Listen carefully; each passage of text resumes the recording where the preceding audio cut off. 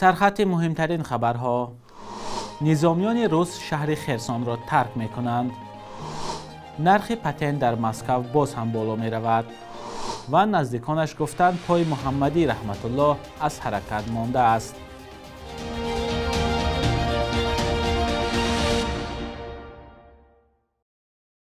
درود بیننده عزیز، خوش آمدید به برنامه نوید بامدادی. امروز 10 نوامبر است.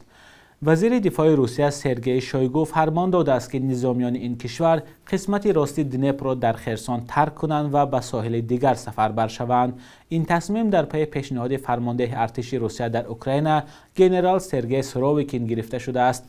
گزارش سورویکین با شویگو درباره وضع سربازان روس در خرسان طریق تلویزیونی روسیه نمایش داده شد. در آن فرمانده ارتش روسیه در اوکراین از کمبود تأمینات و مشکلات نظامیان روس در ساحل راست دنیپر خبر داد.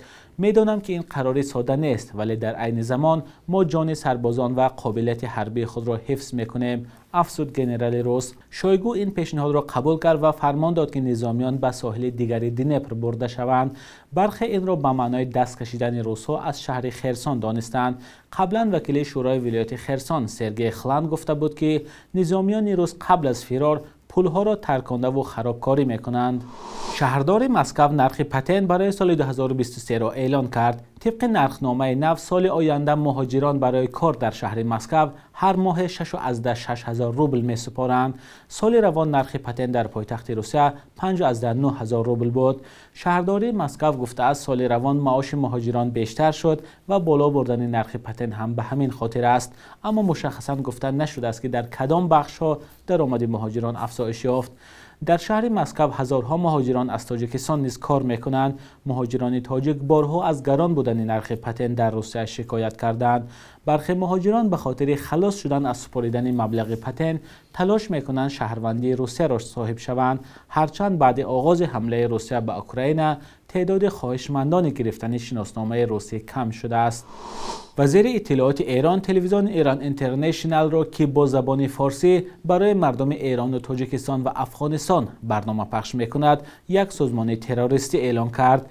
اسماعیل خطیب روز 9 نوامبر در صحبت با وبسایت علی خامنه‌ای رهبر جمهوری اسلامی ایران گفته است که عوامل و همکاران شبکه تلویزیونی زیر تعقیب خواهند بود و همزمان به بریتانیا به دلیل میزبانیش از 3 شبکه تلویزیونی فارسی زبان تهدید کرده گفته است که بهای اقداماتشان را برای ناامن کردن ایران خواهند داد.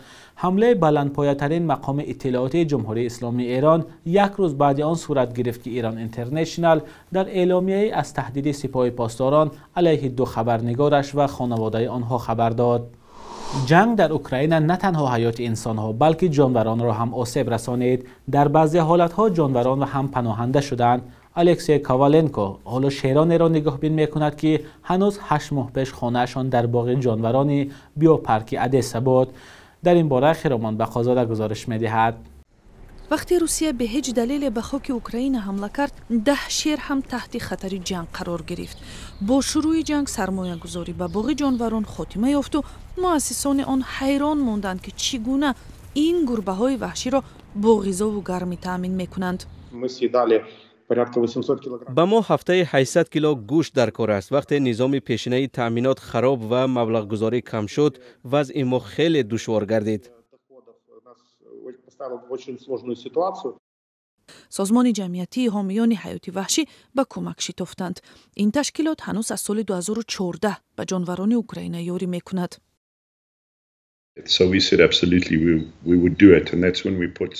ما کارها را هماهنگ کرده اجازتنامه‌های ضروری را برای بیرون بردن شیرها به دست آوردیم. با گفته لنج تنها یک باغ جانوران ممنوعگاه جانوران وحشی در ایالت کلرادو راضی شد که قبیله شیرها را یک لخت پناه دهد. وقتی ما با باغ جانوران ادسا در تماس شدیم، آنها گفتند که میخواهند شیرها به یک خانه نو و دائمی بکوچند و ما هم راضی شدیم که شیرها را نجات دهیم. با پول ممنوعگاه 9 شیر از اوکراین به ایالات متحده آمریکا برده شد. پول باقی مانده میان ممنوعگاه و سازمان‌های حامی حقوق جانوران تقسیم گردید. گربه‌های وحشی نهایت روز 5 اکتبر به ممنوعگاه کلرادو رسیدند. شیرها و پلنگ‌ها و دیگر حیوانات گوشتخور چنان با عقل و هوشند که حیران میمونی. آنها خیلی زود همه چیز را از خود میکنند. مثلا جای اگر رفتن آدمان را میآموزند و درک میکنند که در جای بی خطر هستند. همه این 9 شیر را آخر ماه اکتبر برای حرکت آزاد در حدود ممنوعگاه از قفس‌ها سر دادند. خانه نو آنها به اندازه 40 میدان فوتبال بزرگ است. آنها در پهنای 26 هکتار میدان زندگی خواهند کرد. برایشان یک محیط کاملا طبیعی زندگی در جنگلزار را فراهم خواهیم کرد.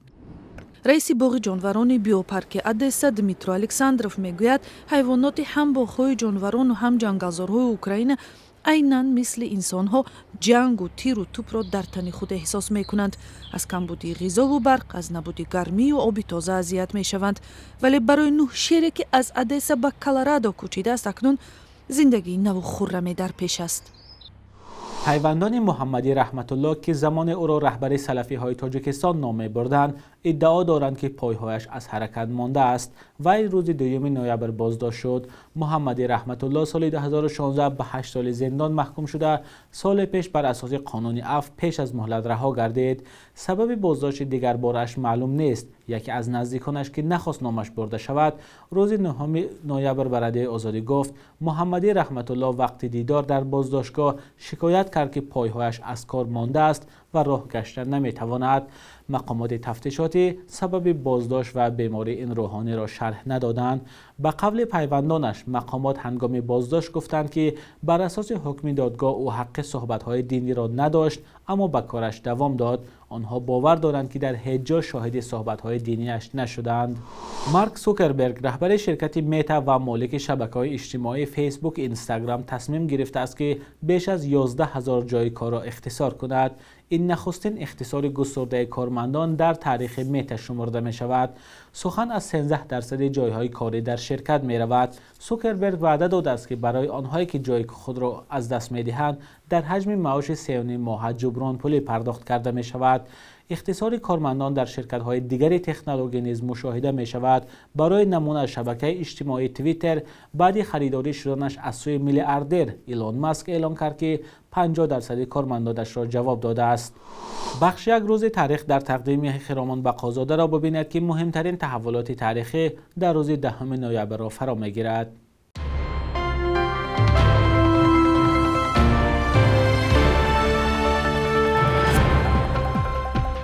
در پی محکوم کردن عهد استالینی در دوره نیکیتا خروشچوف روز 10 نوامبر سال 1961 نام پایتخت تاجیکستان شوروی دوباره از استالیناباد به دوشنبه عوض کرده شد. آن زمان مقامات تمام هیکل‌های استالین را از کوچه‌های پایتخت و دیگر شهر و نواحی هم برچیدند. تاریخ‌شناسان میگویند نام دوشنبه که یک دهه خردی مکانی بازار بوده است از دوره کوشانیان در کتاب‌های تاریخی یاد می‌شود.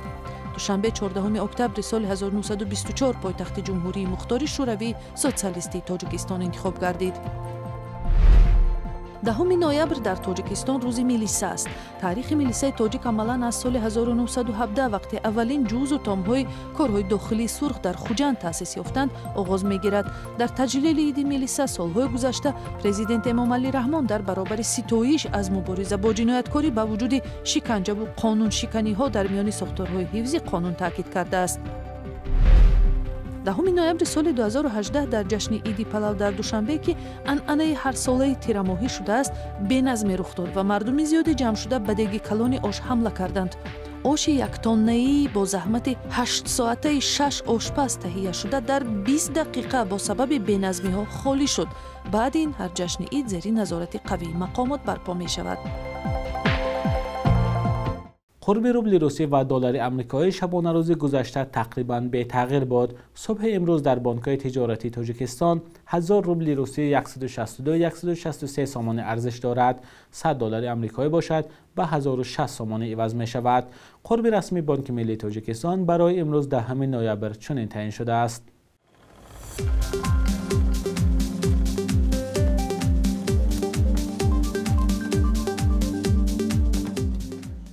بینندگان عزیز به پایان برنامه نویدی بامدادی رسیدیم. برنامه را به دوستانتان فرستید و اگر نظر یا پیشنهادی دارید حتما به ما روان کنید. تا فردا در همین وقت و ساعت خدا نگهدار.